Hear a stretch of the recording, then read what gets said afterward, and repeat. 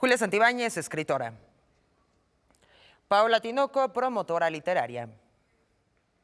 Hernán Bravo Varela, escritor. Muy buenas noches, yo soy Kimberly Armengol. Gracias por acompañarnos en Debate 22. No necesitan más presentación nuestros invitados. Buenas noches, ¿cómo están? Hola, ¿qué tal? ¿Qué tal? Cuéntenos acerca de sus novedades literarias, con qué sello editorial las llevan. ¿Por dónde empezamos? Por donde quieran ¿Por o acá? por Paola. Venga. Ah, yo misma, perfecto. Pues el nuevo libro se llama David Bowie y está publicado por Marvin, Rock para Leer se llama, y es un compilado de cuentos basados en las canciones de David Bowie. Wow. A ver. Bueno, creo que me toca Sí, sí. seguir. Mi libro más reciente es un título llamado Malversaciones, sobre poesía, literatura y otros fraudes, que trata de alguna manera de abordar las diferentes facetas en las que distintos poetas y escritores, pero también artistas de otros géneros, han tratado de vulnerar sus propios espacios creativos, han tratado de profesionalizarlos, problematizarlos y, por qué no, generar una especie de corrupción sana al interior de su propio trabajo. Julia. Corrupción sana. Bueno, tengo esta plaqueta de sonetos que se llama Sonetos y son 15, que lo publicó Parentalia. Y, bueno, como su nombre le indica, son sonetos, esta tradición antiquísima de la poesía clásica, y yo la retomo y la visto con las preocupaciones, los intereses, las deformaciones de mi vida cotidiana hoy. Entonces, bueno, este es uno y está por salir Eros una vez y otra vez, bajo el sello de Textofilia, que es un libro que fue premiado en Uruguay con el Premio Internacional de Poesía Mario Benedetti, y ahora va a ser una edición mexicana, idéntico a como se publicó en Uruguay, más 20 y tantos poemas ¿Cuándo adicionales. Ya, estamos a días literal de que salga. Qué maravilla. ¿Qué lugar ocupa dentro de la literatura el género poético? ¿Con quién vamos? Ustedes tomen la palabra como Me quieran, parece ustedes se magnífico. organizan solos. Yo creo que Julia y yo quizá tendríamos algo que decir, ¿verdad? Desde nuestras Yo voy a trincheras. decir que no a todo porque yo voy a hablar desde el lugar de la editora. Exactamente. Bueno, como escritora, pero también editora que soy, yo creo que la poesía tiene un lugar fundamental. O sea, se dice que en la poesía no se lee, que Que no es un interesa. género absolutamente desechable, porque no interesa, porque no tiene nada que ver con las preocupaciones cotidianas y demás. Yo estoy en absoluto desacuerdo. Creo que la poesía está vital, creo que es absolutamente necesaria, y seguimos leyendo los primeros textos literarios que se escribieron, que son casualmente poemas. Se siguen leyendo muchos siglos después y se van a seguir leyendo hasta que la humanidad esté por aquí. Pero digamos que no es tan taquillero como la novela. No es tan taquillero, pero creo que es fundamental. Me parece que expresa de una manera sin adornos demasiados, sin distracciones, sin, digamos, desviaciones, muchas preocupaciones fundamentales al ser humano y fundamentales al ser humano hoy. No, y abonando a lo que dice Julia muy bien, también habría que decir que es un género que está de alguna manera cifrado en ser la mala conciencia de su época, como decía Saint-Jean Perse. Eso, por supuesto, le ha restado a algunos fans, ¿no? Pero creo que le ha ganado una comunidad que lo podemos poner en los términos de Juan Ramón Jiménez, la inmensa minoría, ¿no?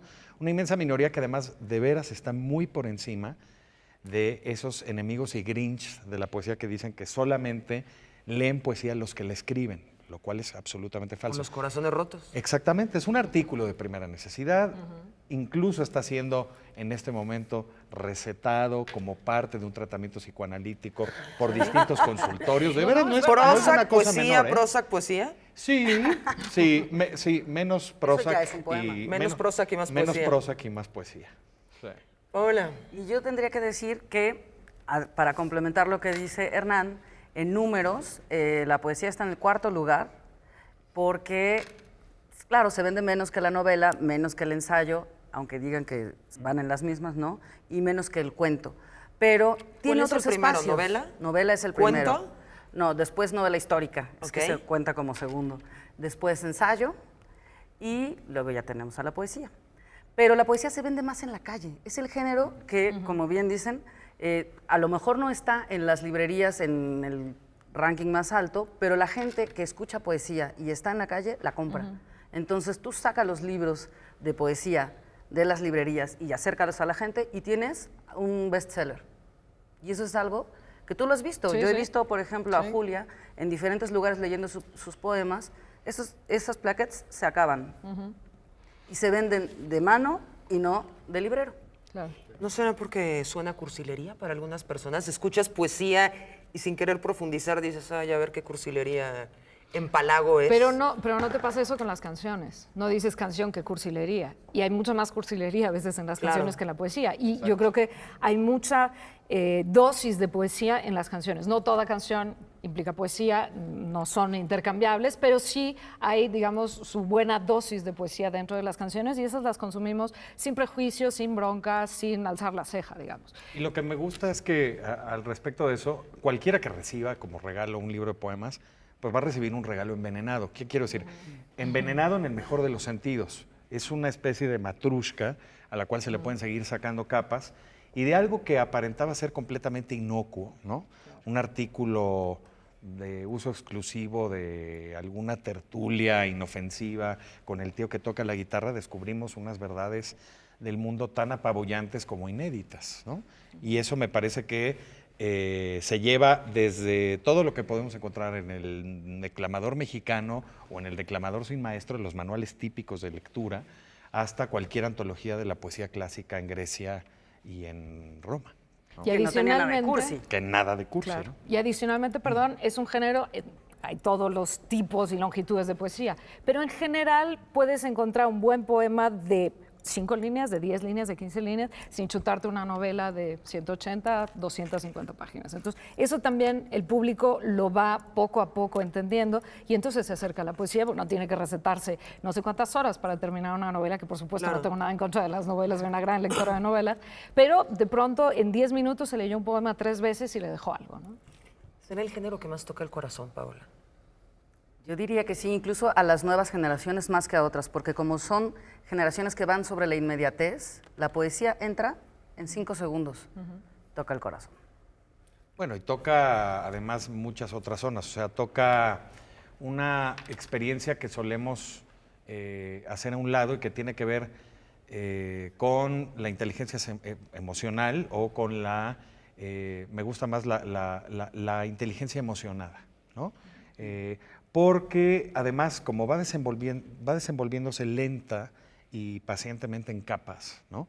El primer impacto es brutal, pero las posteriores oleadas son las que verdaderamente ameritan la relectura y son las que permiten ir encontrando e ir desbrozando mucho más honda y vívidamente los elementos de los que está compuesto un poema. Es decir, que ese mecanismo que parecía ser completamente inofensivo va a revelar poco a poco su verdadero estado y sus verdaderas bombas Molotov, ¿no? Julia. Y además, normalmente la poesía tiene que ver contigo. Ya no estamos en la época de los cantares de gesta, donde a lo mejor te encontrabas, a lo mejor no. En términos generales, y estoy, por supuesto, arriesgándome a hacer una generalización, que no es la mejor idea, pero bueno, en términos generales, la poesía hoy habla sobre ti, y te pone un espejo y tiene algo que ver contigo, desde tocar el corazón hasta las vísceras, hasta hacerte enojar. Es decir, acude mucho a lo más esencial del ser humano, y creo que eso también se va viendo, insisto, no es un género de masas, probablemente nunca lo sea, aunque en algún punto lo fue, pero sí creo que es un género que toca, que llega, que mueve, que provoca una reacción en un mínimo espacio de una página, digamos. Vamos a hacer una pausa, no le cambie, está en Debate 22, estamos hablando de literatura, poesía y mucho más, ya volvemos.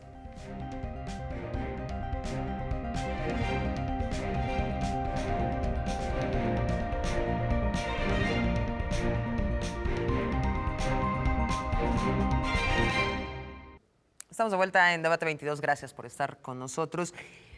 ¿Cuál es el estado emocional ideal para encontrarte inspirado en escribir poesía? Porque no creo que pueda ser en cualquier momento que digas, ay, estoy desayunando, voy a hacer una poesía. Puede ser, ¿por qué no? Hay un poco la idea romántica de que necesitas esperar como las La inspiración musas y... No, digo, probablemente no salga un poema completo ni un poema bueno, porque una cosa es escribir poesía y otra cosa es escribir poemas que se sostengan, son dos cosas muy diferentes. Pero en términos generales, cuando menos en mi experiencia, no sé qué puede compartir Hernán, la poesía un poco vives en estado de poesía, aunque suene un poco cursi, pero hay una canción brasileña que decía estado de poesía, un poco vas por ahí oyendo algún ritmo, una sonoridad, una palabra, una imagen, y de pronto eso puede despertar la inquietud de escribir un poema. Ya de ahí a que el poema esté terminado, le ronca. O que sea vendible. O que sea vendible, pero es cierto, una vez que las emociones se desbordan, es un momento para escribir poesía, diría yo. Pues también habría que apelar a otras experiencias muy peculiares, ¿no? Por ejemplo, Juan Ramón Jiménez tenía provista toda su casa de papeles, de hojas en blanco y de lápices, por cierto, como este, recién sacados punta, ¿no?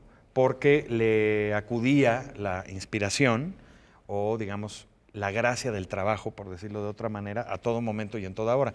Y Zenobia, su esposa, se encargó de que nunca tuviera que perder ni un solo segundo en estar buscando materiales para escribir. Por el otro lado está la experiencia mucho más telúrica, más orgánica de un poeta como José Coser, poeta cubano que vive en Estados Unidos, que diario escribe un poema, por cierto, con un ritual fisiológico muy peculiar. Lo escribe inmediatamente después de levantarse, ir al baño, hacer de sus necesidades y sus volver. necesidades. En efecto, y todos los días escribe un poema y lleva en orden perfecto, con carpetas perfectamente numeradas, todo el desarrollo de ese poema. Es una especie como de ejercicio en paralelo a esos autorretratos que hacía José Luis Cuevas diario durante décadas. ¿Y tú cómo te inspiras? No necesariamente No, cuando vas en al esas baño. circunstancias, ¿verdad? Ok. Exacto, pero yo creo que como Julia es una mirada que no se prende y se apaga, sino que más bien cuando está inactiva se mantiene en una especie de piloto automático y algo la detona, un ritmo constante, una cita en una estrofa, un énfasis en particular de alguna frase hecha en una sobremesa o en una charla como esta. O sea, absolutamente todo lo puede Me tomar. dicen tus admiradores que cantas. Pues dicen, A ver. dicen Sí, mal, bien. A ver, muy bien. dicen mal y mal informados, pero Regálanos algo. les Así, a capela. Les voy a regalar un libro. Más bien, si quieren atreverse a ver esos ridículos, luego por ahí en YouTube hay un par de videos. Hay una canción Medio espectacular que peculiares. cantas con Jorge F. Hernández, que por ahí está el video en internet, lo vi hace no mucho. Qué ¿Cuál maravilla. es? Es que no me acuerdo qué canción Es es. que no lo cantábamos recuerdo antes a ahora. Frank Sinatra. Sí, sí. Y Una nos de salió Frank Como tímido Sinatra aquí. igual. como Sí, cortinilla exacto, de un nos salió programa tímido. que teníamos, Sí. por cierto. Y no nos vas a En cantar. una televisora vecina y cercana a nosotros. Canta algo pero- del show con Villoro y... Eso fue en Amado TV UNAM. Nervo. Eso fue en TV UNAM, exactamente. Pero hemos estado presentándonos ahora con nuestro querido y admirado Juan Villoro en varios lugares donde pues, le he dado un poco rienda suelta también a ese asunto. Pero no es una cosa tan, ¿Vale? no es una cosa tan extraña. Por Te favor. prometo venir bien preparado Ay, y cuando tú siempre saquemos estás el bien primer preparado. disco, cuando saquemos el primer disco, cuya productora va a ser evidentemente Paula Tinoco, ¿no? Aquí por supuesto lo presentaremos. Primer lugar. Me lo Por dejan supuesto, firmado. Ya dijo que totalmente. Paula, tú con tanta experiencia en la literatura, toda la gente quiere ser poeta. Toda la gente cree que está inspirada. De todo lo que ves, ¿cuánto sirve? ¿Cuánto sirve para ser publicado? Uy, eso es muy complicado. Yo creo que el 1% para ser publicado. ¡Wow! Lo que no es igual a lo que es publicado. Lo que es Es decir, publicado es... Se publican muchísimas cosas que no estaban dentro de ese 1% que era publicable, porque las editoriales pueden cerrar la puerta, pero el dinero las abre. Y el mundo de la autopublicación está hasta arriba. En este momento cualquiera puede ser escritor si se le da la gana. Claro, si considera que ser escritor es simplemente escribir, ¿verdad? Poner O nada. publicar. Publicar. Eso no nos hace Si publicar ya no escritores. garantiza la calidad de un texto. Hay un Sí, libro, pero hay sí un lo ves en las ventas. Lo ves en las ventas, pero también hay algunas cosas que tú y yo probablemente no elegiríamos en una librería que se venden mucho. Hay un libro Muchísimo. muy interesante al respecto que creo que valdría la pena, sobre todo si les interesa a los televidentes, que es un libro de ensayos que se llama El Imperio, La Lira de las Masas, donde un poeta de origen peruano, pero que vive en España, Rodríguez Gaona, hace una radiografía de todos los poetubers y de Por ejemplo. todo el ejército inmenso de autores que, como Elvira Sastre en España, Sí. como Ruth Picard en Estados Unidos, están teniendo unas ventas absolutamente insólitas para la poesía. Y no es que tengamos la cabeza gacha ni que seamos perros pateados o tengamos el síndrome del perro pateado, pero algo huele mal en Dinamarca cuando tenemos ese tipo de ventas desmesuradas.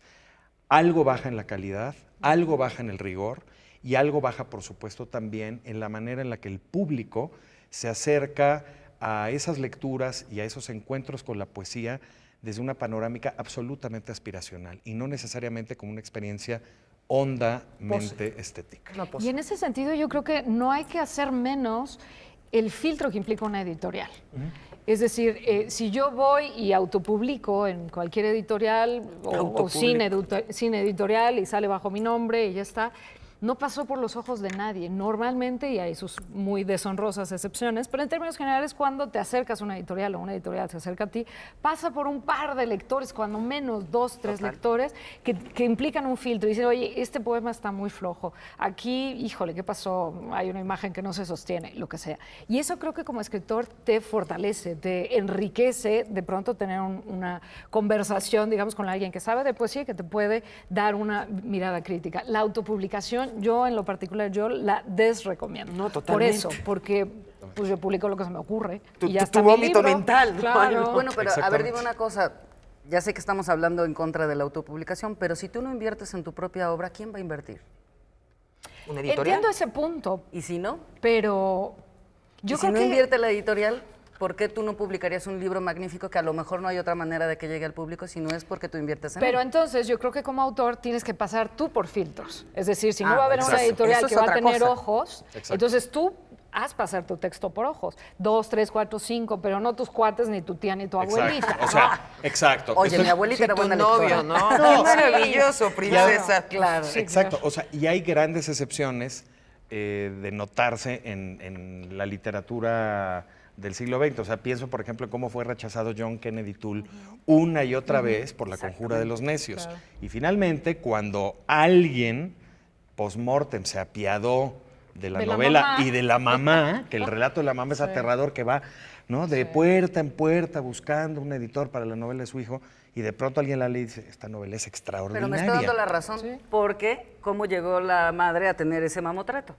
Ellos pagaron la publicación. Entonces Exactamente. tampoco podemos decir que es del todo mala la autopublicación. Lo que es malo es que no pase por Exacto, filtros. que no Eso pase sí estoy por de un acuerdo. Totalmente de ojo acuerdo. ajeno. Vamos a hacer otra pausa. Como pueden ver, estamos encontrando todos los pasadizos de la literatura, sellos editoriales, la poesía. Volvemos.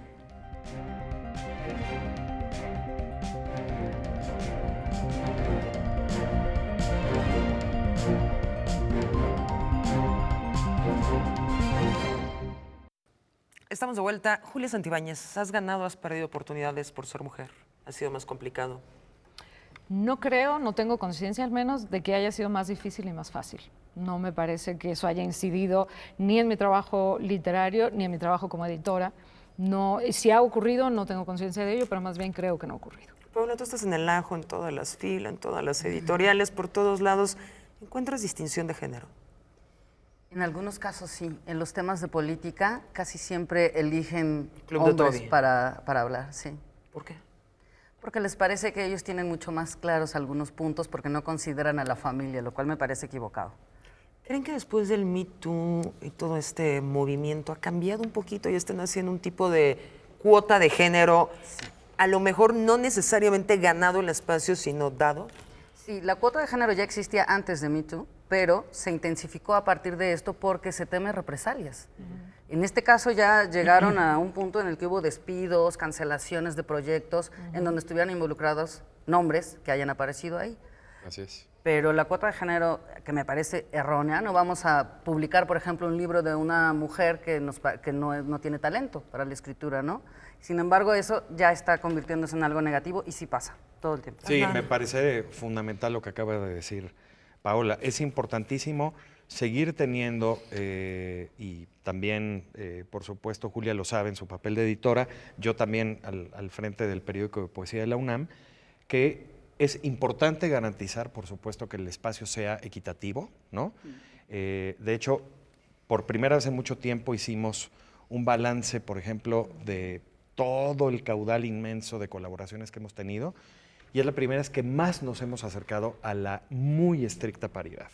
Estamos un 5% desequilibrados, pero estamos casi manteniéndonos sobre esa línea de flotación, y creo que eso también habla también de cómo han cambiado los tiempos y cómo también, entre otras cosas, lo que hay que rescatar, pero también Lo que hay que publicar son las voces fundamentales de un sinnúmero de autoras que quedaron indudablemente sepultadas por una cuestión de género hasta muy avanzado el siglo XX y que todavía siguen padeciendo el yugo de cierta condición imperante masculina. ¿Cuáles fueron sus grandes maestros, Julia?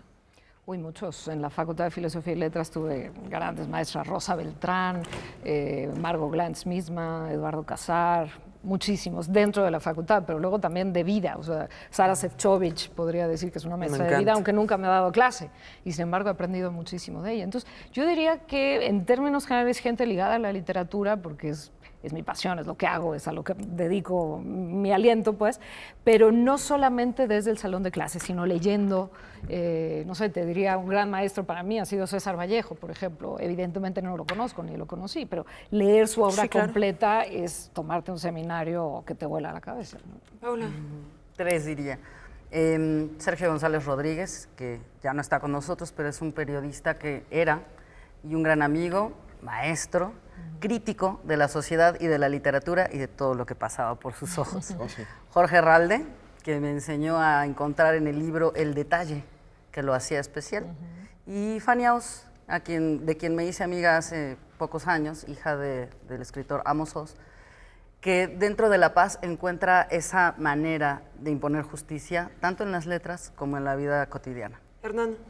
Yo te diría 3 básicos. Eduardo Milán, el poeta y ensayista de origen uruguayo, pero avecindado en México desde que salió por la dictadura militar allá, que me dio clases en la universidad y con el que mantengo todavía una larguísima y espero interminable correspondencia amistosa y una conversación realmente inolvidable y que me ha ayudado a entender la poesía desde maneras mucho más ricas, más vitales, más protagónicas y mucho más orientadas hacia la lejanía del flash, del resplandor, del proscenio, ¿no? Otro sería indudablemente mi muy querido amigo Guillermo Fernández, que el 2 de octubre de 2019 cumpliría 77 años de no haber sido por el horrendo crimen en el cual perdió la vida y que sigue sin resolverse. Exacto. Y en tercer lugar, una maestra muy joven que acabo de descubrir hace poco por el catálogo de Taurus, una italiana amante de los clásicos que se llama Andrea Marcolongo, que acaba de publicar un libro absolutamente extraordinario y conmovedor que se llama La medida de los héroes. Y es sobre cómo los mitos fundacionales de la literatura grecolatina no solamente le han dicho algo a la humanidad, sino que siguen resonando en nosotros en un momento donde peligrosamente estamos cayendo en manos de la nomofobia y de la celularitis, a todo lo que da. Sin duda lo vamos a leer. Para la gente que nos está viendo, hay muchos jóvenes que ellos quisieran incursionar en el mundo de la literatura y que pueden pensar que es caro, que es para un grupo cerrado, que también sucede que si no tienes contactos, que si no tienes a alguien en una editorial que te publique, mejor ni hagas el intento. ¿Qué le dirían a estos jóvenes? Uno, ¿cómo tener esa autocrítica para decir, sí tengo talento, esto sí es lo mío? Y dos, ¿cuál es el camino, Paola? La lectura. Primero que cualquier cosa, porque la lectura te hace crítico. Tienes un punto de comparación de lo que tú haces con lo que estás leyendo y sin duda eso te va a ayudar, en todo caso, a decidir si tienes la calidad necesaria o si te quedas leyendo los libros. Y Guillermo del Toro dice algo sobre cine, pero me parece que aplica. Él dice, bueno, para hacer cine necesitas aparentemente muchísimos millones. No es cierto, con el celular puedes hacer cine. Y en el caso de la literatura, con una hoja de papel y un lápiz, puedes tú empezar a escribir. O sea, no necesito hacer un doctorado para empezar a escribir. Empieza a escribir y leyendo y escribiendo y además rodeándote de gente que te pueda dar una lectura crítica, creo que tienes más de la mitad ganada para poder empezar. No hay pretextos. Creo que la inmensa plataforma que ha dado el Internet y la inmensa posibilidad de leer múltiples blogs de autor, revistas web, antologías, si se quiere, medio dispersas y caóticas y mal editadas, pero que están ahí, permiten un acceso que nunca antes habíamos tenido a la literatura universal y en particular a la poesía viva, no solo en nuestra lengua, sino en todo Oriente y todo Occidente. Lo que falta, en cualquier caso, como muy bien dice Paola, es rigor. Es decir, saber qué escoger, saber qué hacer y sobre todo pensarse siempre como un lector, después como un lector y por último como un lector, que quizá escriba, ¿no? Paula, estos jóvenes, ¿a qué editoriales, a qué sellos editoriales mexicanos pueden acercarse? Hay una editorial que acaba de robarse mi corazón, Antílope. Es una editorial independiente, preciosa. muy Increíble. pequeña, no publica más de 8 libros al año, pero creo que precisamente por la cantidad están muy bien elegidos, es un gran sello y tiene toda esta impronta de la juventud. Se mueve por todas las plataformas. ¿Quién te publicó la primera vez? La primera vez me publicó el Fondo Editorial Tierra Adentro, ¿Hace cuánto? que era el espacio obligado y además el más deseable para todos los jóvenes que Claro. llegamos Jóvenes a escribir. promesas. De todo el país. Exactamente, formaba parte de la Dirección General de Publicaciones del entonces Conaculta y ahora ha sido absorbido por el Fondo de Cultura Económica. Y ese libro, por cierto, este año cumple 20. ¡Wow! Qué horror Lo de escribiste haber a los sido 3, publicada. tú no te preocupes. ¿Quién te Exactamente, publicó primero? más o menos. El primer libro me lo publicó una editorial que desapareció, que se llamaba JGH Editores, y eso fue un libro de crítica literaria. Y el primero de poesía, Editorial Resistencia. Qué maravilla. ¿Dónde los encontramos, redes sociales? ¿Tú no tienes porque odias el Twitter? Yo odio el Me Twitter, dijiste pero bueno. antes de empezar el programa, entonces el público Por no favor, te puede encontrar. No se lo tomen personal, que tomárselo en una red social. es ¿Cómo como te tomárselo encuentran? personal. ¿Cómo se acercan? Hernán Bravo Varela en Facebook Y ya. Y ya. y en la Ya. colonia Roma nos encontramos cuantas veces quieran y nos tomamos un café. Y acérquense al periódico de poesía. Y acérquense al periódico de poesía www.periodicodepoesia.unam.mx. Hola, te encontramos en... @Paola Tinoco, Instagram y Twitter. Y los miércoles también en Excelsior Televisión, como a las 8:30 de la noche. Julia, ¿dónde te encontramos? En Twitter, J. Santibáñez 00, en Facebook, Julia Santibáñez, y todos los sábados edito en el cultural del periódico La Razón. Muchísimas gracias, gracias por estar con nosotros, gracias a usted por no haberle cambiado. Lo esperamos en redes sociales y nos vemos el próximo miércoles a las 9.